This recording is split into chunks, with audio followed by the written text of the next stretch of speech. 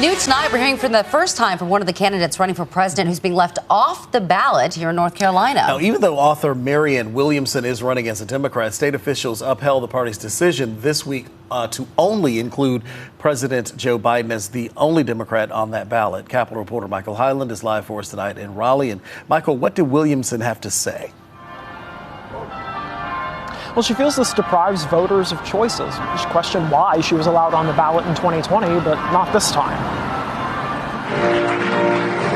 While President Joe Biden seeks re-election, a few other Democrats have gotten into the race, but you won't see any of them on the ballot in North Carolina's March primary. It's a terrible look and it's a terrible reality. Author Marianne Williamson, who also ran in 2020 and appeared on the ballot then, talked to me about the decision to exclude her from the ballot this time. The State Board of Elections should not be playing favorites. They should not be in cahoots with the state party that is trying to make sure that only one person is on the ballot. This week, the State Board of Elections unanimously declined to add her name to the ballot or other Democrats who are running. The state party only submitted President Biden's name. I'm not inclined to overrule that in this case. A state party spokesman told me the reason was that Williamson had not campaigned or fundraised here and said that's been the standard. But Williamson points to a state law that says parties must submit people whose candidacy is generally advocated and recognized in the news media throughout the United States or in North Carolina. It is a pattern of suppression. There's no doubt about it.